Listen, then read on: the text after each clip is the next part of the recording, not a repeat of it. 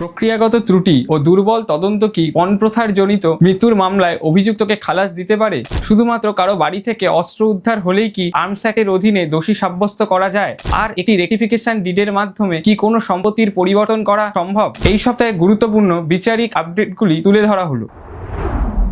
13 জুলাই 2026 Brijesh Kumar Singh versus state of Bihar মামলায় supreme court পণ প্রথাজনিত মৃত্যুর মামলায় আপিলকারীকে খালাস দেয়। আদালত দেখতে পায় যে তদন্ত ও প্রসিকিউশনে গুরুতর ত্রুটি ছিল, যেমন ময়না তদন্ত পোস্টমর্টম করা হয়নি, গুরুত্বপূর্ণ সাক্ষীদের জিজ্ঞাসাবাদ করা হয়নি এবং গুরুত্বপূর্ণ প্রতিরক্ষা প্রমাণ, বিশেষ করে একটি মৃত্যুকালীন জবানবন্দি ডাইং ডিক্লারেশন যেখানে বলা হয়েছিল যে আগুনে পোড়া দুর্ঘটনাজনিত ছিল, তা উপেক্ষা করা হয়েছে। আদালত জানায় ফৌজদারি মামলায় দোষী সাব্যস্ত করতে হলে নির্ভরযোগ্য ও সম্পূর্ণ প্রমাণের ভিত্তিতে অভিযোগ সন্দেহাতীতভাবে প্রমাণ করতে হবে। যেহেতু প্রসিকিউশন তা করতে ব্যর্থ হয়েছে, তাই অভিযুক্তকে খালাস দেওয়া হয়।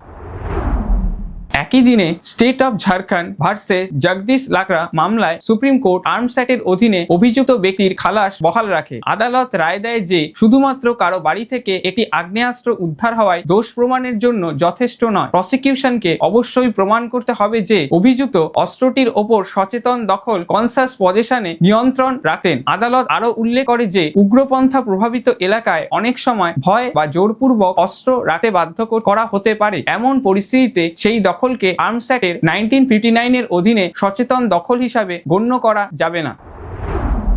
14 জুলাই 2026 Venkatesha and another versus KM Venkat Muniyappa through legal representative and others মামলায় সুপ্রিম কোর্ট রায় দেয় যে মূল হস্তান্তরকারী অংশগ্রহণ ছাড়া একটি রেটিফিকেশন ডিডের মাধ্যমে একটি সম্পত্তির পরিচয় পরিবর্তন করা যায় না। অর্থাৎ একটি সার্ভেয়ার নাম্বারের পরিবর্তে অন্য সার্ভে নাম্বারে প্রতিস্থাপন করে সম্পত্তির পরিচয় বদলানো আইনসম্মত নয়। আদালত আরও পুনর্ব্যক্ত করে যে যেসব বিষয়ে মামলার উত্থাপন ট্রিট করা হয়নি, অর্থাৎ প্রমাণ করা হয়নি, সেসব বিষয়ে আদালত কোনো প্রতিকার দিতে পারে না। তাই আদালত ট্রায়াল কোর্টের রায় পুনর্বহাল করে এবং স্পষ্ট করে যে আদালত অনুমান বা কল্পনার ভিত্তিতে মামলার নিষ্পত্তি করতে পারে না।